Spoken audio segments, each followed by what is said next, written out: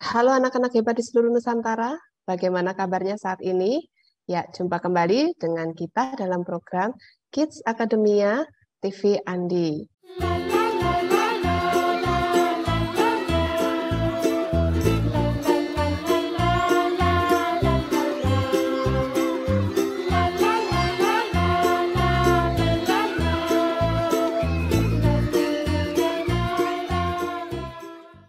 Mari kita mulai dengan belajar dari tema 7, khususnya untuk kelas 4 SD, dengan judul Indahnya Keberagaman di Negeriku.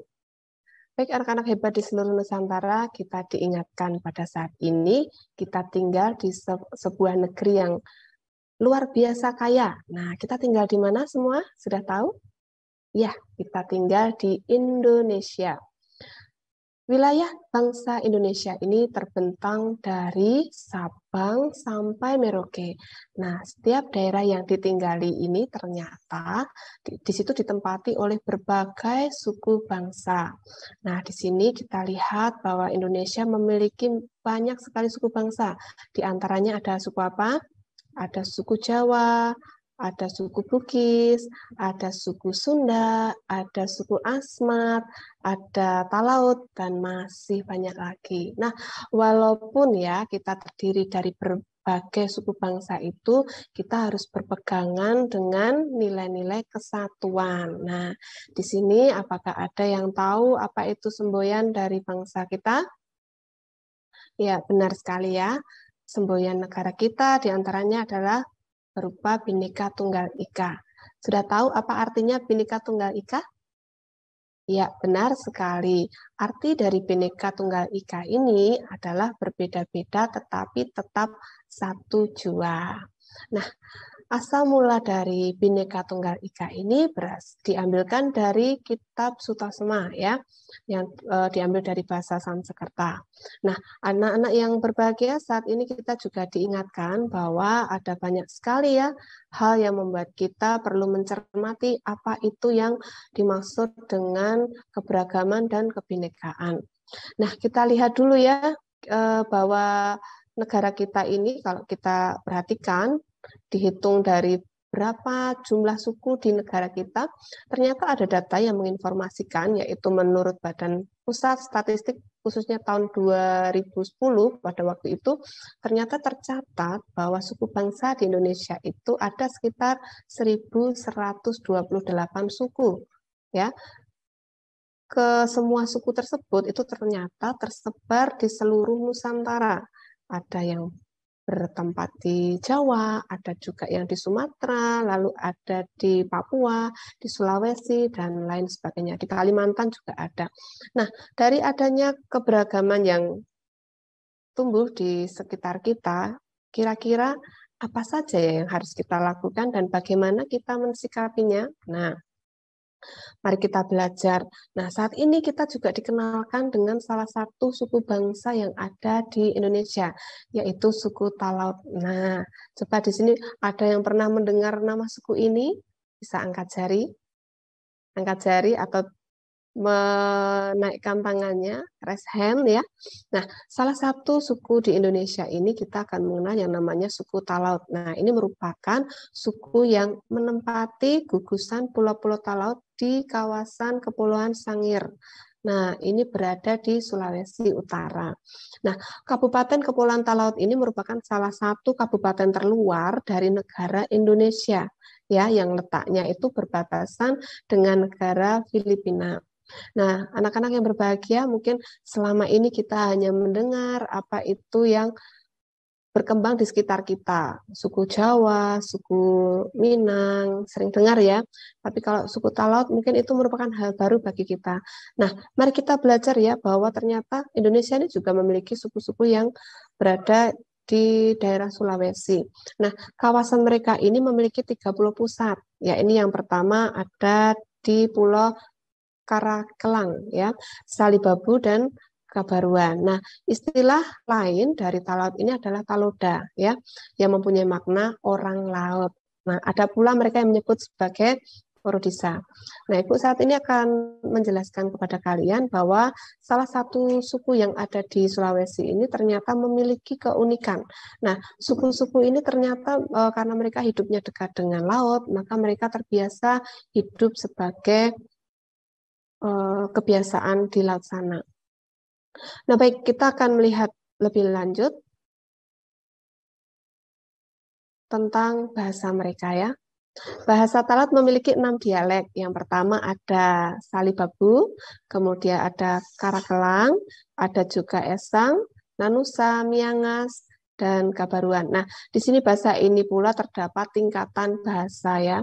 Ada mulai dari halus, kemudian menengah, dan juga kasar. Nah, sebagian besar dari suku Talat ini memiliki bahasa Melayu Manado dalam berbahasa sehari-hari. Coba sekarang sebutkan, kira-kira untuk kalian sendiri berasal dari suku mana? Ya, coba ya disebutkan. Bahasa yang kita gunakan apa? Yang kalian gunakan apa dalam kehidupan sehari-hari? Baik itu bahasa pergaulan atau bahasa di tengah keluarga kalian. Nah, sama seperti itu ya. Mereka juga memiliki bahasa tersendiri, termasuk tingkatan dari bahasa daerah itu sendiri. Ada yang kasar, ada yang menengah, dan juga ada yang halus. Demikian juga kalau di Jawa misalkan ada bahasa ngoko, bahasa krama, krama inggil, dan lain sebagainya. Nah, setiap keberagaman itu ternyata merupakan salah satu kekayaan yang ada di Indonesia, karena itu memang salah satu ciri khas yang memang bisa membuat itu sebagai identitas diri mereka. Baik, terkait dengan suku ini ya, kita perlu melihat lagi bahwa ada sejarah yang menyertai atau sehingga perkembangan dari suku ini ada di Indonesia. Nah, sejarahnya begini, pada zaman dahulu itu pernah terdiri sebuah kerajaan Talaut yang dipimpin oleh seorang ratu atau raja. Nah, kekuasaan di bawahnya itu dibagi-bagi kepada beberapa jogugu yang membawai pula sejumlah kampung. Nah, kampung di sini dikenal dengan istilah Wabua. Nah, Wabua itu di bawahnya ya. Kemudian ada juga kepala kampung. Kepala kampung ini adalah Kapitan Laut. Nah, di sini ada yang masih ingat lagu Kapiten, Aku Seorang Kapiten. Nah, ini merupakan salah satu cikal ya dari sini istilah-istilah seperti itu. Dalam menjalankan tugas Kapitan Laut dibantu oleh sejumlah dewan adat. Nah, di mana dewan adat ini disebut sebagai Inagu Wanwa, yang merupakan gabungan dari para pemimpin kelompok keluarga luas terbatas yang disebut sebagai Timadu Ruangana. Menarik sekali ya, ternyata memang suku-suku di luar sana itu banyak yang sangat unik dan sangat menarik untuk kita kaji. Baik, untuk selanjutnya kita akan mengenal kembali ya, bahwa kita diingatkan setiap daerah di Indonesia ini memiliki yang pertama tadi apa? Bahasa, suku bangsa, dan juga mereka memiliki yang namanya pakaian adat. Biasanya setiap suku bangsa itu memiliki pakaian adat yang berbeda-beda. Nah, sebagai contoh nih dari suku Aceh, kita lihat di sini ya, pakaian adat Aceh itu dikenal sebagai baju teluk balanga diantaranya dan daster. Nah, pakaian adat Minangkabau itu ada juga disebut sebagai baju kurung. Kemudian di tempat lain misalkan ya ada daerah Riau ya. Mereka juga memiliki pakaian adat yang berbeda. Nah, pakaian adat ini dikenal dengan nama kain sampean dan kebaya panjang. Nah, ada lagi ya walaupun sama-sama dalam satu pulau tapi karena adat dan suku bangsanya berbeda, misalkan nih ada Sumatera Utara. Mereka memiliki pakaian adat yang disebut sebagai ulos ragu. Beralih dari Sumatera kita beranjak ke Kalimantan ya. Kita lihat bahwa Kalimantan Selatan juga memiliki pakaian adat. Ada yang tahu? Ada yang berasal dari Kalimantan Selatan di sini? Ya, mungkin beberapa teman di luar sana ada ya, pasti sudah tahu ya. Nah, kalau di sini kita lihat anak-anak di seluruh Nusantara, kita lihat Kalimantan Selatan memiliki baju kayang ya. Dari Kalimantan kita lanjut lagi ke tempat lain yaitu Sulawesi ya, Sulawesi Selatan. Ada juga baju bodo. Nah, selain itu di NTB ya, kita beranjak lagi ke Nusa Tenggara Barat, juga memiliki kain dan baju adat. Di situ disebut sebagai kain tembe salungka dan baju poro. Nah, masih banyak lagi ya pakaian-pakaian adat. Coba sekarang sebutkan pakaian adat yang berasal dari daerah sekalian. Ada yang berani menyebutkan? Bisa angkat tangan, raise hand, atau tunjuk jari. Nah, banyak sekali ya. Kita lihat baju di Yogyakarta ya, baju Yogyakarta kita kenal juga dengan baju surjan dan blangkon. Ada juga nih Jawa Tengah. Walaupun sama-sama Pulau Jawa, mereka juga berbeda karena suku bangsanya terdiri dari beberapa daerah itu juga memiliki kebiasaan dan cara berpakaian yang berbeda. Kalau baju di Jawa Tengah ada yang berupa beskap, blangkon, dan juga untuk perempuannya kebaya. Nah, mengingat bahwa kita memiliki baju dan pakaian adat yang berbeda-beda, kira-kira akan membuat kita merasa sedih atau bangga ya, anak-anak semua. Ya, Ibu harap sih semuanya merasa senang dan juga bangga ya, karena Indonesia ini termasuk negara yang kaya akan budaya, baik itu bahasa, suku bangsa, dan juga pakaian adat. Baik, selanjutnya kita lihat lagi ya, apa saja itu keberagaman yang ada di negara kita. Nah, kita akan belajar tentang salah satu pakaian adat yang ada di Indonesia.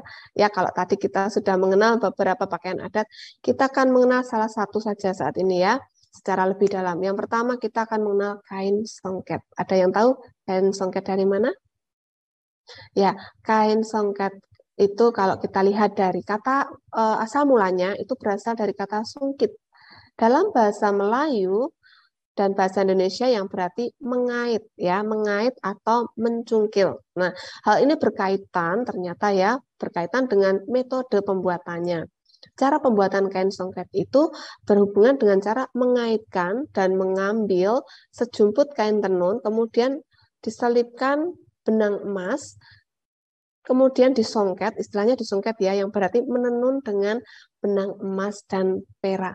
Nah, makanya kalau kita lihat kain songket yang asli itu memiliki warna yang seperti keemasan ya, karena memang salah satu komponennya adalah benang-benang emas ataupun perak ya. Modifikasi sekarang sudah luar biasa sekali, tetapi untuk yang kita sering jumpai adalah yang warna-warna seperti itu. Biasanya ada yang warna merah, hijau, biru, merah ya. Itu kemudian diselipi dengan hiasan-hiasan dari warna-warna emas. Ada yang berbentuk segitiga, berbentuk bunga, berbentuk seperti gergaji, dan lain sebagainya. Ya, cantik sekali ya. Ini Ibu coba sharekan untuk gambarnya, bisa diperhatikan di sini. Untuk selanjutnya kita lihat bahwa sejak dahulu kala ya, hingga kini songket itu menjadi salah satu pilihan populer untuk busana pakaian adat. Nah, kira-kira adat mana saja? Ada yang tahu? Ya, ada adat Melayu, ada adat dari Palembang, Minangkabau, Aceh, dan Bali.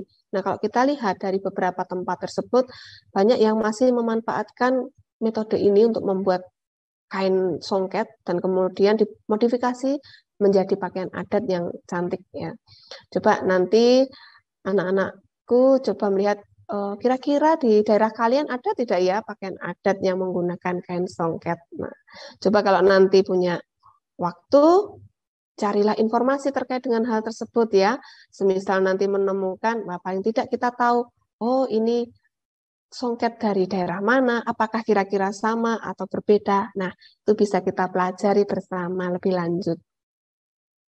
Baik, untuk selanjutnya kita akan mengenal ya tentang salah satu kebudayaan yang cukup terkenal di Indonesia, yaitu berada di Pulau Bali ya. Siapa di sini yang pernah berwisata atau tinggal di Pulau Dewata atau yang kita kenal sebagai Pulau Bali?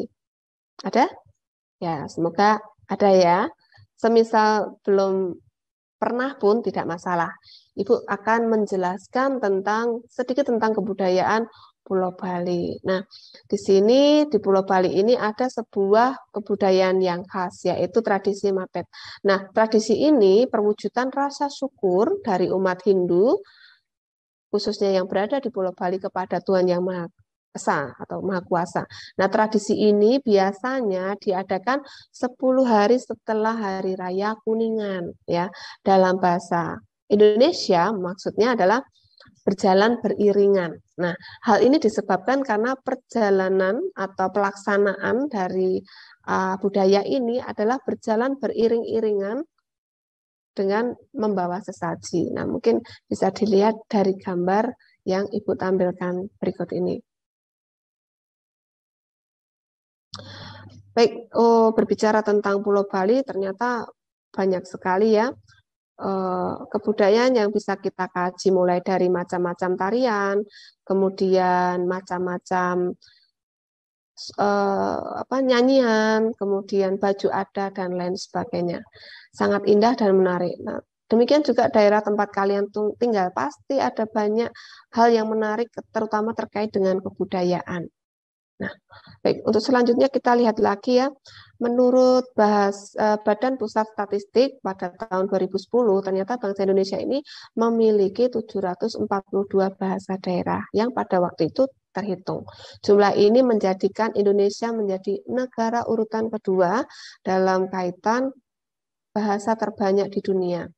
Pada posisi pertama itu ada Papua Nugini ya, yang itu diduduki sekitar 867 bahasa daerah.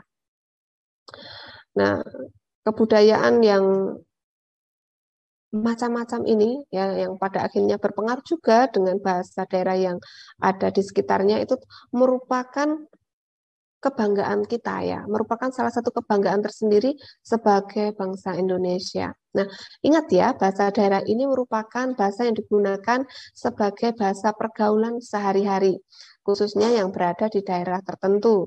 Nah, di daerah kalian mungkin juga ada bahasa daerah, semisal di Sunda ada bahasa Sunda, kemudian di Pulau Jawa ada juga bahasa Jawa dan lain sebagainya. Ya, setiap daerah pun misalkan ya di Jawa Tengah itu kan luas.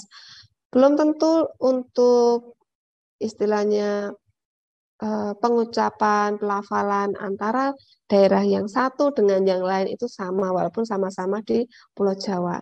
Di Jawa Tengah pun untuk bahasanya juga ternyata ada perbedaan penekanan vokal, kemudian bahasa-bahasa atau kosakata yang berbeda itu masih kita temukan sampai saat ini. Nah, sebenarnya kalau misalkan mau dihitung lagi, kemungkinan itu kita lebih banyak lagi ya. Hanya saja ini tadi yang tercatat kurang lebih sekian itu tadi ya.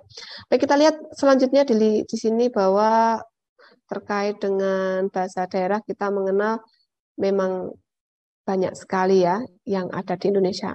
Yang tercatat sekian, tetapi Ibu rasa sampai saat ini pun masih banyak perkembangan di luar sana. Nah, selain ada keberagaman bahasa, kita juga mengenal adanya keberagaman seni pertunjukan. Nah, seni pertunjukan di sini ada yang berupa tarian, kemudian ada yang berupa lagu, dan lain sebagainya.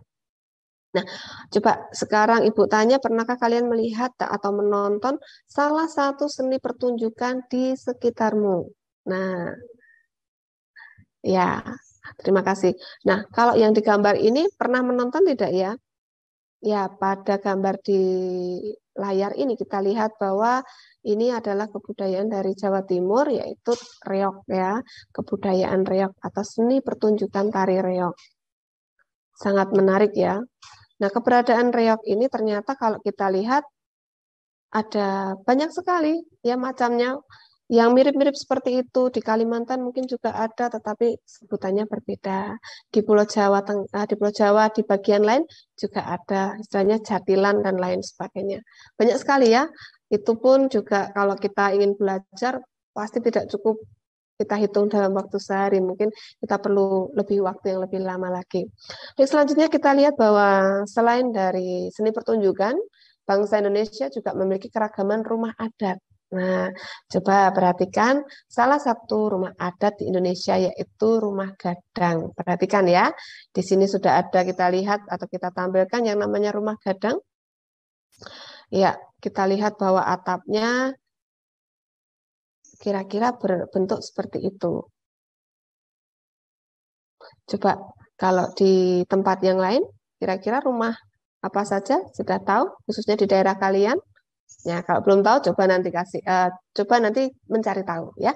Baik, untuk selanjutnya kita belajar tentang rumah gadang. Rumah gadang ini adalah nama untuk rumah adat untuk daerah Minangkabau atau suku Minangkabau yang merupakan rumah tradisional dan banyak dijumpai di Sumatera Barat di negara Indonesia. Rumah ini juga disebut dengan nama lain, rumah Bagonjong. Kemudian ada juga yang menyebut dengan nama rumah Banjuang. Nah, coba diperhatikan. Kira-kira bentuknya seperti ini. Cukup luas ya kalau memang yang digambar ini. Nah, di situ kemungkinan yang tinggal tidak hanya 1-2 orang, tetapi bisa satu keluarga besar. Baik, selanjutnya kita lihat bahwa untuk rumah dengan model ini, itu tidak semua kawasan Minangkabau atau Darek ya yang boleh didirikan rumah adat ini. Hanya pada kawasan yang sudah memiliki status sebagai nagari saja rumah gadang ini boleh didirikan. Nah, ternyata tidak semudah yang kita pikirkan ya. Oh, pasti di tempat itu atau di daerah itu pasti banyak rumah gadangnya, tapi ternyata ada syarat-syarat tertentu. Nah, begitu juga pada kawasan yang disebut dengan rantau. Rumah adat ini juga dahulunya tidak ada yang didirikan oleh para perantau Minangkabau. Nah, jadi memang pembuatan atau pendiriannya itu harus memenuhi syarat atau dengan tanda kutip tadi ya hal-hal yang harus dipenuhi. Nah, selanjutnya kita akan belajar lagi yaitu terkait dengan yang namanya rumah gadang ini. Nah, seluruh bagian dalam rumah gadang ini, kalau kita lihat tadi dari luar ya, Ibu akan coba mendeskripsikan bagian dalamnya seperti apa. Ini merupakan ruangan lepas, kecuali kamar tidur. Bagian dalam terbagi atas lanjar dan ruang yang ditandai oleh tiang. Nah, di mana tiang ini berbanjar dari muka ke belakang, dari kiri ke kanan. Nah, tiang yang berbanjar dari depan ke belakang ini menandai lanjar, sedangkan tiang dari kiri ke kanan ini menandai ruang. Jumlah lanjar itu tergantung pada besarnya rumah. Bisa 2, bisa 3, bisa 4. Nah, ruangannya terdiri dari jumlah yang ganjil antara 3 dan 11. Baik, untuk selanjutnya kita akan mengenal lagi kalau kita sudah ada rumah adat, bahasa daerah, ada lagi salah satu keberagaman Indonesia yang perlu anak-anak ketahui, itu adalah upacara adat. Upacara adat di setiap daerah itu mempunyai nama yang berbeda-beda. Tujuannya pun berbeda-beda pula, tergantung dari adat mana yang berlaku di tempat tersebut. Nah, salah satu upacara adat yang ada di Indonesia adalah upacara Pasola yang berasal dari Sumba Barat atau Nusa Tenggara Timur. Nah, Ibu akan menjelaskan di sini istilah pasola itu berasal dari kata sola atau hola yang berarti sejenis lembing kayu yang dipakai untuk saling melempar di atas kuda. Sedangkan kuda tersebut dipacu dengan kencang oleh dua kelompok yang berlawanan. Setelah mendapat imbuhan pa, di sini artinya pasola, pahola, nah artinya menjadi permainan. Jadi pasola atau pahola ini berarti permainan ketangkasan saling melempar lembing kayu di atas punggung kuda yang sedang dipacu kencang antara dua kelompok yang berlawanan. Cukup menarik bukan?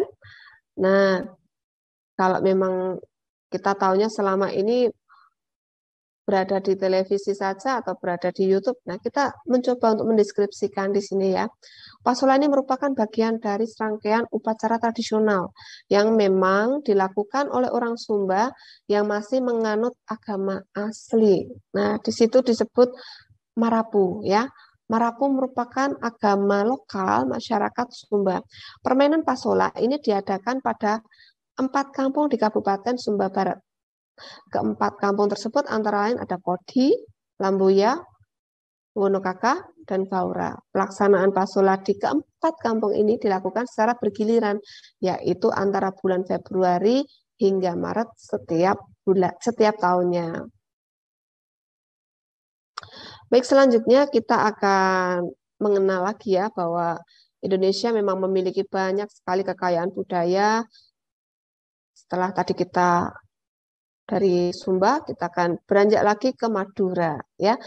Di antaranya adalah salah satu budaya Indonesia yang berasal dari Pulau Madura, disebut sebagai karapan sapi. Ya, disebut karapan sapi karena memang menggunakan atau memanfaatkan hewan sapi ini sebagai media untuk kebudayaan tersebut. Mari kita lihat di sini ya.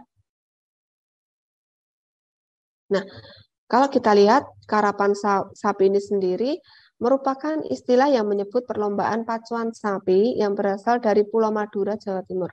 Nah, pada perlombaan ini, sepasang sapi yang menarik semacam kereta kuda dari kayu, ini di mana tempat joki itu orang yang mengendarai di situ ya, berdiri dan mengendalikan pasangan sapi tersebut dipacu dalam adu cepat di situ, melawan pasangan-pasangan sapi yang lain. Nah, trek atau tempat untuk melaju sapi tersebut atau trek pacuan tersebut biasanya sekitar 100 meter dan lomba pacuan dapat berlangsung sekitar 10 detik dalam 1 menit. Oh, berarti kita bisa membayangkan ya betapa cepatnya sapi-sapi tersebut dipacu untuk melaju di trek yang ada di jalur yang memang disediakan untuk mereka berlomba. Nah, menarik sekali ya kita belajar tentang karapan sapi. Nah, sekarang kita akan lanjut lagi nih ke Madura ya. Selain karapan sapi, ternyata Madura juga memiliki tari tradisional. Nah, kita lihat di sini ya, ada tari Muang Sangkal. Nah, di situ kita lihat bahwa untuk tarian ini menggunakan kostum yang unik, kemudian mereka menggunakan properti yang merupakan ciri khas dari tempat tersebut. Baik, dari apa yang sudah kita pelajari di sini, kita tahu bahwa tari Muang Sangkal ini memang berasal dari kota Muang, yang berarti membuang. Dan kata sangkal yang artinya itu gelap. Berarti sesuatu yang menjadi santapan sebangsa setan dan lain sebagainya menurut ajaran Hindu itu. Bagi masyarakat Madura, tari Muang Sangkal ini dianggap dapat menjauhkan diri dari bahaya atau istilahnya membuang sial. Nah, sementara menurut fungsinya, tari ini sering ditampilkan dalam berbagai adat atau acara kegiatan adat di tempat tersebut. Sangat indah ya untuk kita lihat tariannya, kemudian siapa saja yang ingin menarikan tersebut. Nah, anak-anak di Nusantara semua, seluruh Nusantara kita ingat kembali bahwa ternyata keberagaman di negeri kita ini sangat indah, sangat banyak dan sangat menarik untuk dikaji. Mari Ibu minta kalian menyebutkan apa saja tadi keberagamannya. Yang pertama ada apa saja? Ya, bagus. Ada bahasa, ada tarian, ada apa lagi? Rumah adat, pakaian adat, dan masih banyak lagi ya. Kalau mau kita pelajari, saya rasa di Indonesia ini tidak cukup ya, kita hanya mempelajari sebentar. Tetapi karena kita memiliki waktu khusus untuk belajar di sekolah, mari kita pergunakan untuk belajar di sekolah dengan baik. Dan dibantu lagi dengan belajar melalui buku-buku yang ada disediakan di pelajaran kita, khususnya untuk materi ini. Baik anak-anak yang berbahagia, untuk pembelajaran kali ini kita sama-sama belajar bahwa Indonesia memang negara yang sangat kaya. Dan tugas kita di sini adalah menjaga kelestarian dari keberagaman dan kekayaan negara kita menjadi salah satu identitas yang membanggakan bagi negara kita. Bagi diri kita sendiri khususnya tidak hanya nasional tetapi di dunia mancanegara. Baik, terima kasih untuk anak-anak atas perhatian pada kesempatan kali ini dan kita akan mencukupkan pertemuan pada saat ini dan kita akan bertemu lagi pada program Kids Academia, yaitu program tempat kita belajar dan bermain bersama. Terima kasih dan sampai jumpa lagi.